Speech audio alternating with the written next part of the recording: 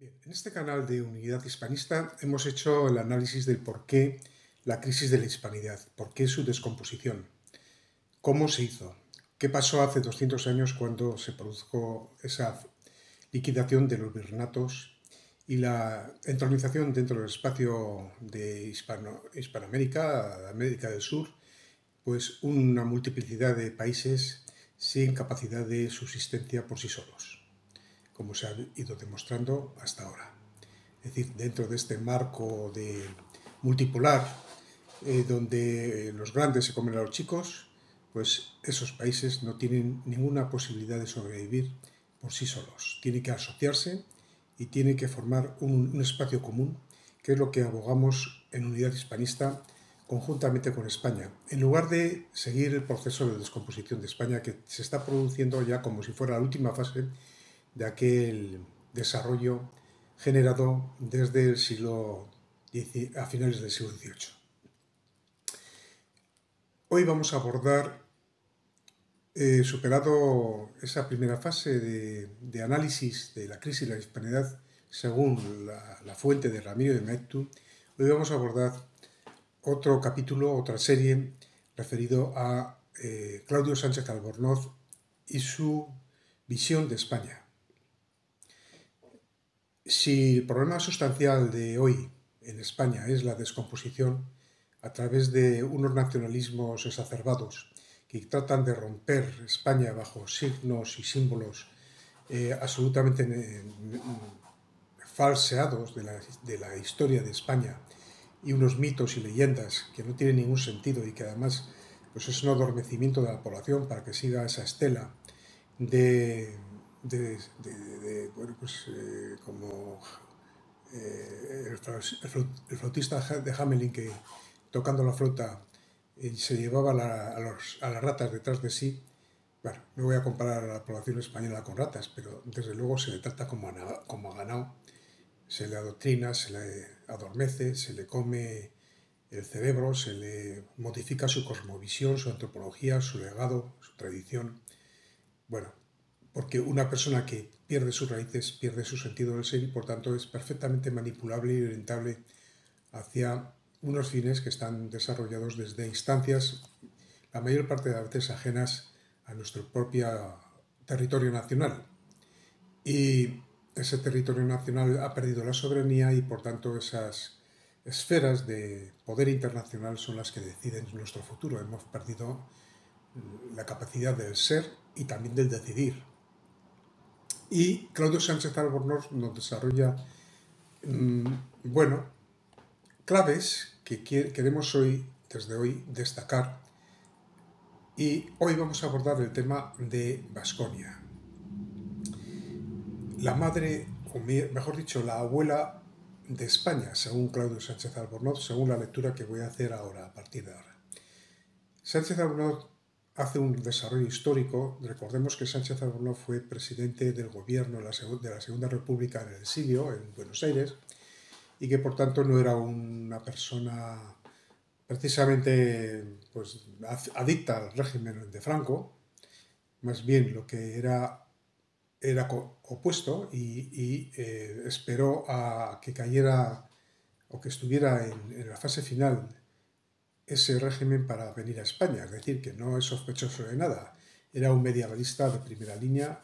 Yo diría que es el mejor medievalista que ha habido en España en los últimos tiempos, seguido de su discípulo Valladolidano, que sigue su estela. Sánchez Albornoz, referente a Baskonia, la Baskonia que Cruzberg, caído el planteamiento del racismo tras la Segunda Guerra Mundial, de la raza, pues tenía que inventar algo que posibilitara el desmembramiento de lo que hoy se llama Euskadi y no había otra posibilidad que la lengua. Y puso como excusa la lengua como vehículo, pilar o origen del desarrollo de la nación vasca. Decía Sánchez Albornoz, arqueológicamente nada distinguió a Baskonia empleó propiamente esta palabra con la amplitud inexacta con que hoy se usa por los vascos del resto de España. En el Paleolítico superior conoció la cultura franco-cantábrica y en el Epipaleolítico las culturas asiliense y asturiaciense. Hasta ella penetró en el Neolítico la hispano-mauritana o de las cuevas, es decir, la llamada Vasconia no tenía ninguna diferenciación respecto al desarrollo paleolítico y post-paleolítico, neolítico, con respecto a otras regiones de España, dicho de otra manera. Hasta ella, hacia Vasconia, penetró en el Neolítico la hispano-mauritana o de las cuevas. En ella convergieron la cultura neolítica llegada a España de Oriente y de África y propagada por la costa atlántica y septentrional rumbo a los Pirineos de Occidente. La del vaso campaniforme, recreada en Andalucía al contacto de los hispanos con los inmigrantes asiáticos y extendida radialmente a toda España desde la central meseta inferior y la cultura almeriense media que subió por la costa levantina y por el Ebro. Insisto, leo esto, que es un poquito complicado, ¿no?, para las personas no familiarizadas con la historia antigua, la prehistoria más bien, que nos viene a decir que la Vasconia en sus orígenes no se diferenció nada al resto de España. Los hallazgos arqueológicos realizados en el País Vasco y en Navarra, véanse en el libro de Barandieran, comparados con los que se han realizado y siguen realizándose en el resto de España, no dejan lugar a dudas sobre tal realidad. Los prehistoriadores no me dejarán mentir. Claro está que a la depresión vasca llegaban antes y con más intensidad las culturas y los pueblos procedentes de Cantabria y a Navarra los pueblos y las culturas del centro y del Ebro. O sea que había dos Vasconias, la de Oriente, la de Navarra y Aragón, y la de la actual de Euskadi, llamada Euskadi y, mejor dicho, Vascongadas. Y algunos de los primeros, la civilización franco-cantábrica, la siliense y la asturiense, no pasaron a tierras navarras y algunos de los segundos, la cultura de las cuevas, no penetraron en la depresión vasca. Esa diferenciación se paró ya en la fecha remotísima a los auténticos vascones, aragoneses de Occidente y navarros, de las gentes de la costa, bárdulos, caristios y autrigones. Es decir, que aquí estuvieron pueblos celtas, pueblos cántabros, celtas, que eran los autrigones, vascones y bárdulos, en lo que hoy es el País Vasco, mal llamado País Vascongadas. Bien, es decir, pasamos de esta primera valoración a este análisis. Tuve a bárdulos, caristios y autrigones, es decir, a los vascos de hoy, por miembros de la gran familia cántabra, al estudiar las tribus que habitaron en el solar geográfico del Reino de Asturias en la época romana. Los diferencian de los vascones, los geógrafos, de la arqueología y la historia. Un texto de César establece la vecindad de Cantabria y Aquitania. Estrabón extendió aquella hasta Vasconia y el Pirineo, y destacó la semejanza de costumbres de todas las gentes cantábricas que habitaban en la zona del Pirineo y Vasconia, y los romanos distinguieron con nitidez a los vascones de los bárdulos y los caristios, incluyendo a los primeros con los otros pueblos del Ebro. Es decir, los vascones estaban relacionados con los íberos. Ebro viene de la palabra ibero, Ebro. Estaban relacionados con los íberos, mientras que los bárdulos, caristios y autrigones, es decir, lo que hoy es el País Vasco, llamado así Euskadi, se relacionaban con los cántabros. Sus pueblos prehispanos eran cántabros. Bien.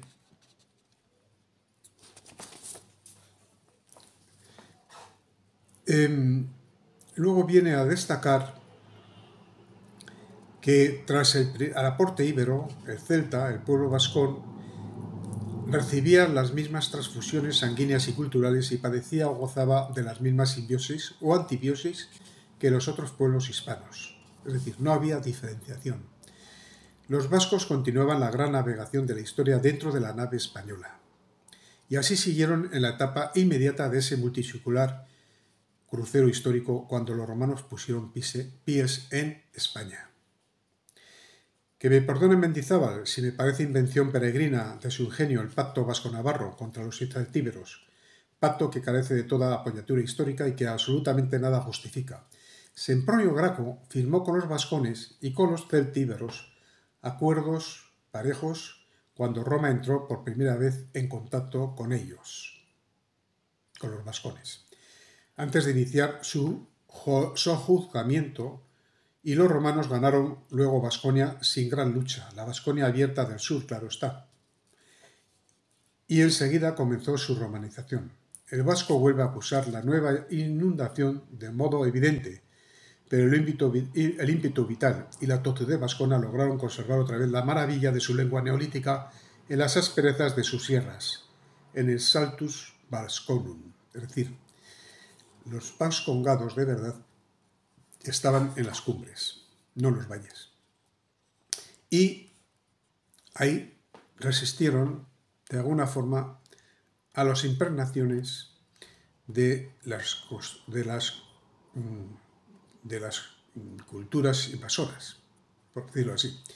Pero lo que viene a decir todo esto, y yo lo resalto, es que no había en estos orígenes nada que ver con lo que dicen los nacionalistas, como pueblo diferenciado, con sus esencialismos racistas o genéticos, como decía Arzallus con el RH negativo y cosas por el estilo.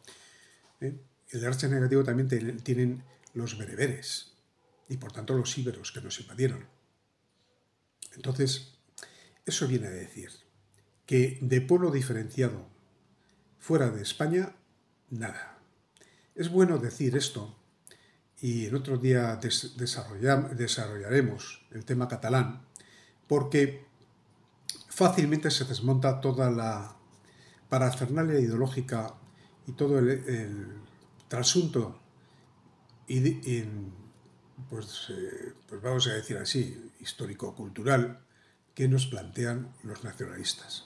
Y claro, desmontar esto es importante, la batalla cultural es fundamental, porque estos han servido a los intereses anglos como los criollos, al desarrollar las independencias en América, también servían a los ingleses. ¡Qué casualidad! Es decir, se vuelve a repetir la misma historia de la descomposición de la hispanidad en España a día de hoy. Y hasta el día de hoy, en estos 40 últimos años. Bueno, por no hablar de más, con el tema ETA y todo esto.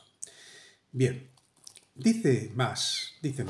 Debemos sacar a Baroja páginas excelentes sobre la extensión y la profundidad de la romanización en Vasconia.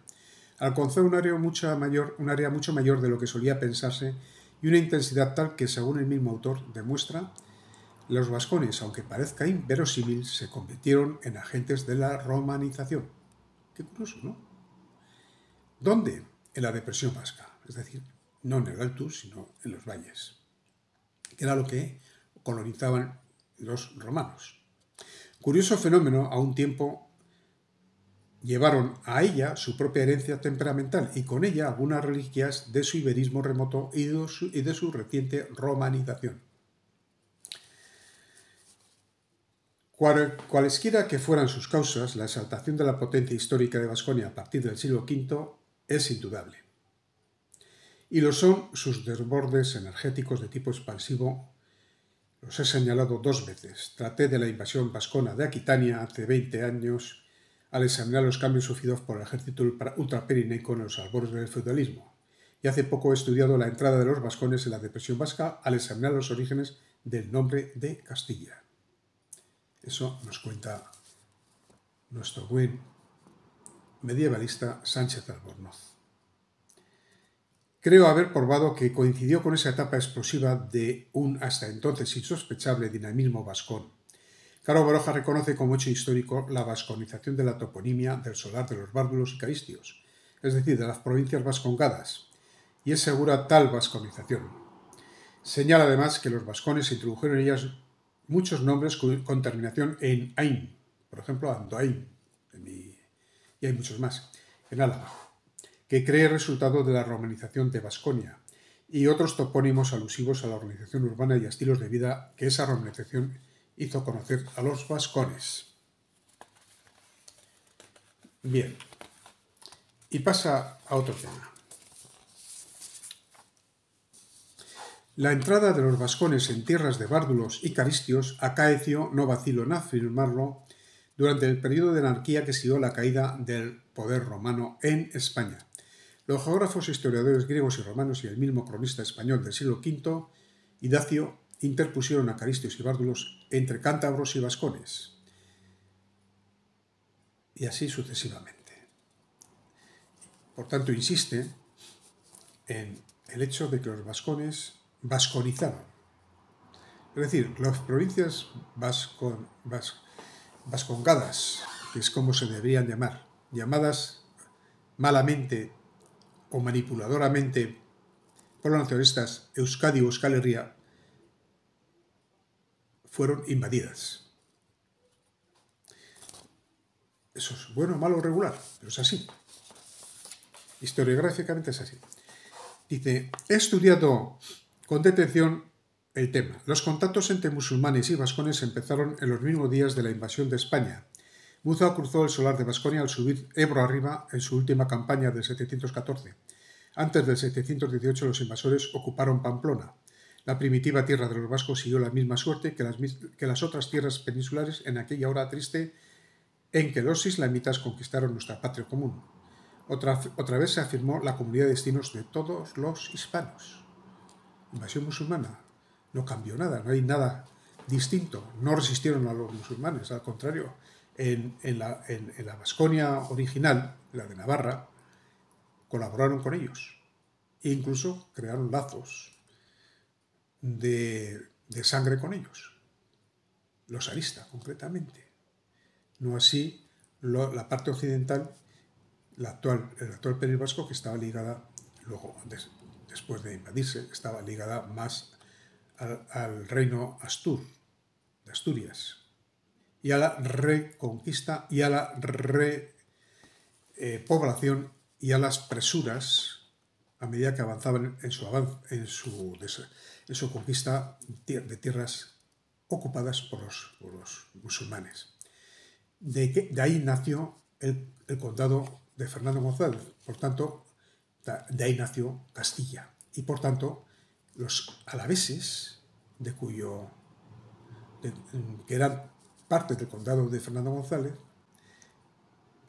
también fueron los reconquistadores de la España musulmana. También participaron.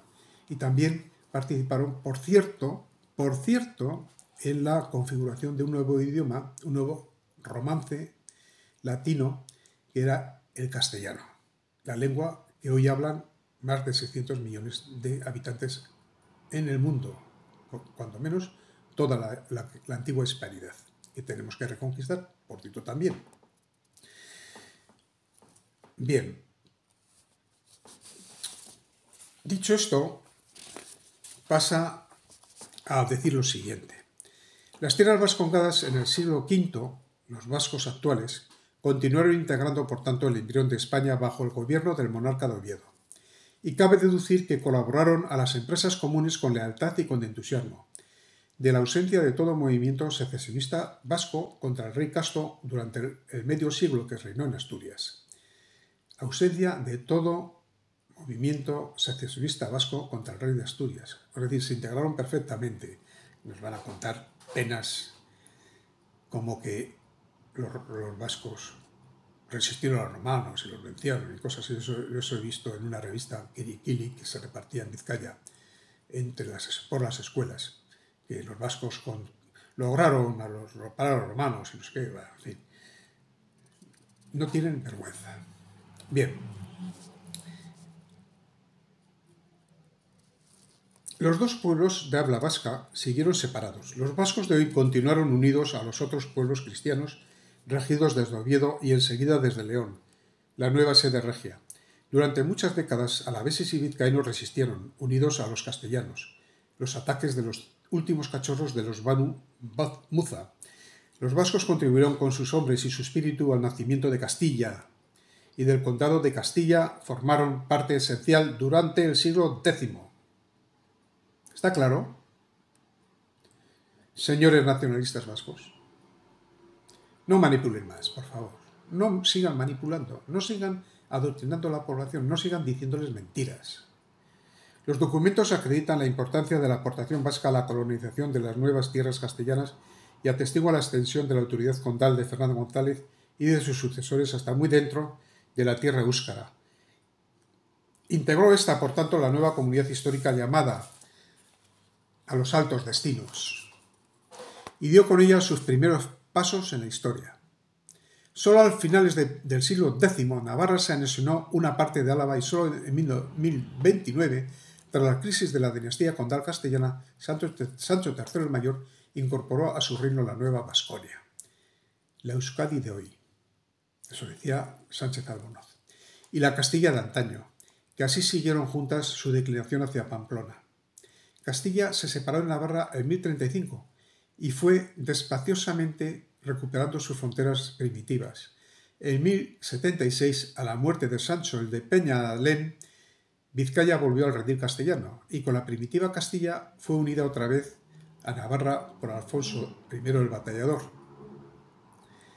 Pero después de la muerte de este rey, formó siempre parte de la corona de Castilla. No solo así, sino que fue, como dice Sánchez de Albornoz, la abuela de España, la abuela de Castilla, por tanto. A finales del siglo XII se incorporaron también a Castilla, Álava y Guipúzcoa, la última voluntariamente, y desde entonces el País Vasco, del cual solo dos porciones habían vivido menos de 2 siglos unidas a Navarra. Vivió hasta hoy la historia de Castilla, y con Castilla la historia de España. Cierto que las poblaciones de la costa vasca firmaron a veces pactos con potencias marítimas del Atlántico. No es la primera vez desde tiempos de Sabinarana, hubo otras defecciones. Pero otro tanto hicieron las ciudades marítimas castellanas también, castellanas también. Juntos, castellanos y vizcaínos integraron una nación en Brujas y tuvieron la misma capilla hasta que se pelearon por cuestiones de preeminencia. El patriotismo español de los vascos se hizo notorio cuantas veces corrió peligro su unión con Castilla. Reacciones unitariamente contra el acuerdo de Pedro I y el Príncipe Negro, por el cual el rey Cruel cedía a Inglaterra el País Vasco. No es la última vez, parece ser. Como compensación de la ayuda de las huestes inglesas contra su hermano Enrique II. Durante las frustradas negociaciones entre Enrique IV y Luis XI, en torno al matrimonio de la Ventraneja y el duque de Guillena, cuando el impotente rey de Castilla, es decir, Enrique II, estaba pronto a ceder el litoral vascongados, ¿cuántas veces han tenido ganas de entregárselo a Inglaterra, verdad? ¿Seguimos hoy en la misma tesitura, señor Urkullu? Los vascos volvieron a alzarse contra su apartamento de la corona castellana.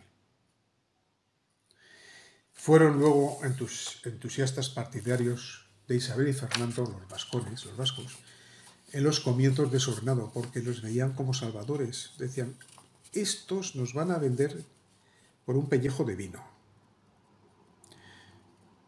Y defendieron heroicamente la frontera española contra Francia, los vascones. Ahí está Fuenterrabía, hoy llamada Hondarribia. Hondarribia, ¿qué es eso? ¿Qué es eso? ¿Por qué tratáis de esconder la historia, señores nacionalistas? A principios del siglo XVI se sentían tan unidos a Castilla que, según Zurita cuenta, en 1506 solicitaron su incorporación a las Cortes castellanas y no entraron en ellas porque el espíritu caballeresco de los procuradores entendía estúpidamente la asistencia a aquellas como un privilegio y no querían compartirlo con nadie.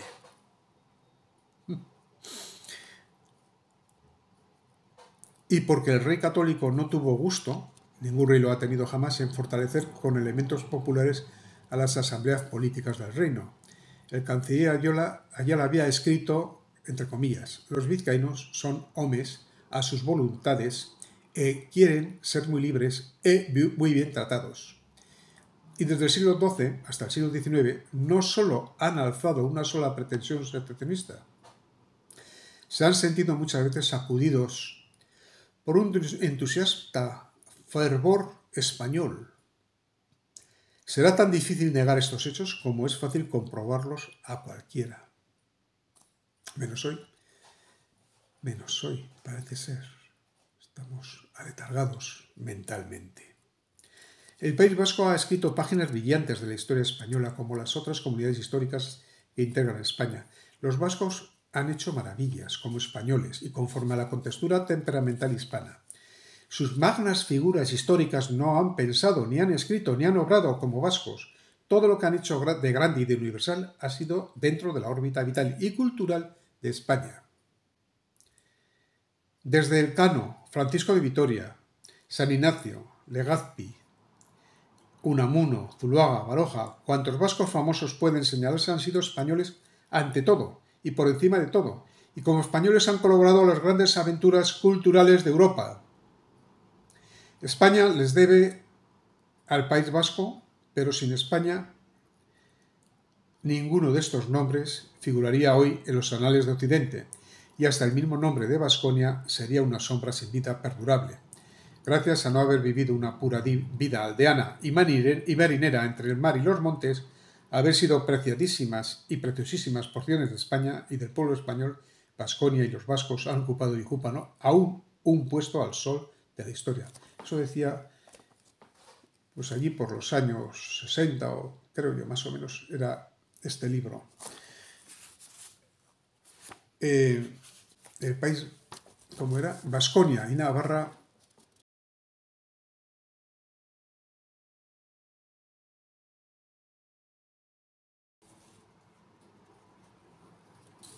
Dentro de Castilla primero y de España después los vascos, para decir mejor los vizcaínos, los guipuzcoanos y los alaveses separadamente, han logrado regirse a sí mismos durante más siglos que las otras comunidades históricas hispanas.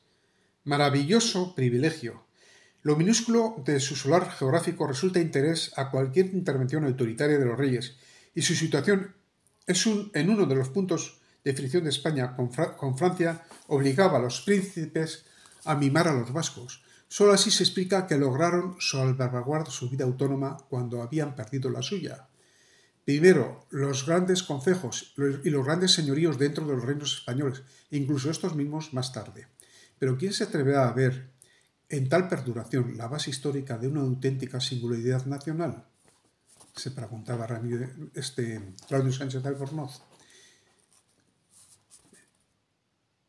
El presidente del gobierno de la Segunda República en el exilio decía esto. Está claro, señores separatistas, que queréis romper España a las órdenes del globalismo, de la Agenda 2030 y del nuevo orden mundial. ¿Lo tienen claro ya? Secuaces, esbirros, mercenarios, de los que quieren romper España para colonizarla y hacerse con sus propiedades. Y romper el derecho de decisión, no de Euskal Herria, no, el del conjunto de los españoles. Seguimos. La fidelidad de los vascos a su tradicional estilo de vida tampoco ha sido dispar de lo que han guardado al suyo Galicia, Asturias, Castilla, Andalucía, por ejemplo. La única causa de diferenciación entre los vascos y los otros españoles estriba en la perduración, en una zona cada vez más reducida de Vasconia, de la vieja lengua éuskara, que Dios conserve por los siglos de los siglos. Es decir, ni la raza, ni la historia, ni la contextura temperamental, ni el amor al ayer separan a los vascos de los otros hermanos de España. Los distingue de ellos solamente la supervivencia entre los vascos de un habla que en el extremo límite de la hoya y de los montes vascones ha resistido el avance, allí particularmente despacioso, de la romanización. La perduración no interrumpió este proceso y va haciéndola retroceder poco a poco, de continuo, hacia los Pirineos. El éuskaro no es, por tanto, el habla de todos los vascos. Muchos de ellos no la entienden hace tiempo. Yo mismo, toda mi familia alavesa y yo, 4 apellidos de aquí. El que hoy llamamos español es tan legítimo patrimonio de los habitantes de Euskadi como de los hijos de Castilla. Muchos vascos comenzaron a hablarlo tan temprano como los primitivos castellanos, mucho antes que los castellanos del Duero hacia el sur. Valpuesta, las primeras palabras encontradas en romance castellano, por Saturnino Ruiz de Luzaga. Y es notorio que en él se escribieron las más viejas leyes constitucionales de los vascos, sus fueros. Más aunque así no fuera, nunca el éuskaro separaría a los vascos de los españoles, porque no es una lengua más en la península. Es una lengua hablada en la remotísima España neolítica.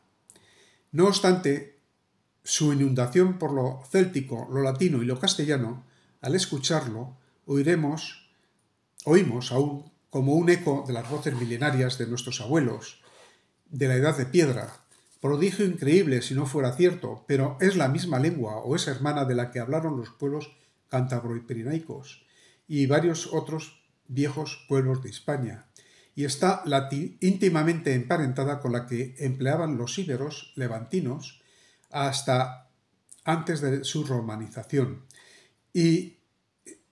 o está inundada y saturada de iberismos. Gurruchaga acaba de aceptar esta vinculación. Es, por tanto, el habla de una gran parte de los españoles primitivos y no puede, por ello, constituir base segura de una segura distinción nacional frente a España. Insistía. Y escuchen este último párrafo. Sé que este Parlamento es muy extenso, pero tiene tanta sustancia que merece la pena aburrir a ustedes con este Parlamento, porque esto es esencial para saber que los vascos somos españoles y que los catalanes, momento habrá de hablar de ellos, también lo son, y que las falacias que están diseminando por las mentes infantiles son burdo adoctrinamiento. Pero el adoctrinamiento se puede hacer con elementos veraces. Es que en este caso es una manipulación fantasiosa, absolutamente inventada, que no tiene relación ninguna con la realidad histórica ni cultural. Y acaba de esta manera. Sánchez Albornoz. Vasconia o la España sin romanizar. Sí, y además la abuela de España. Como dije al principio de estas páginas, a través de Castilla, a cuya generación contribuyeron, los vascones han proyectado su espíritu y su temperamento hacia España y hacia todos los pueblos hispanos. Y por eso España y lo español pueden ser pensados desde el país vasco. Está claro. No pueden ser las vascongadas ajenas a España, porque eso es contra natura. Es contra natura. Los vascos, antiguos caristios, como yo, antes de la romanización, fueron españoles de pata negra. ¿Está claro? Seguimos. He aquí por qué Vasconia, o la España sin romanizar, es la abuela de la España actual. La abuela gruñona, que no se reconoce en su nieta ni reniega de ella. La abuela que sueña grandezas de tiempos pasados y que repite gestos y dichos de entonces. Jaun goikoa eta legi zaharra. Dios y fueros. Es un lema digno de labios medievales. La abuela tozuda, que quisiera vivir como antaño. El sentido particularista de los vascos es de pura estirpe hispana. La abuela que todos comprendemos y amamos con filial devoción, a la que es prudente dejar vivir a su agrado dentro de la patria común española. También su hija Castilla gustó en tiempos de vivir libremente. La abuela que guarda todavía recuerdos de nuestro más remoto ayer, de un ayer muchas veces milenario, cuyas raíces se hunden en la primigenia tierra de España. Esta exposición que hago ante ustedes lo hago para reivindicar la veracidad, la autenticidad, la historicidad no manipulada. Y cojo a Claudio Sánchez Albornoz como referente, porque Claudio Sánchez Albornoz tenía una legitimación. Si es que el franquismo tuviera algo que, en fin, que contradecirlo como causa, ¿no? Y es que este hombre vivió todo su exilio hasta que Franco despejó el camino hacia la transición democrática. Este hombre se exilió. Este hombre dijo algo como lo siguiente: gracias que han ganado los enemigos de los míos, porque si hubieran ganado los míos, la que hubiéramos tenido que soportar. Ahí lo dejo.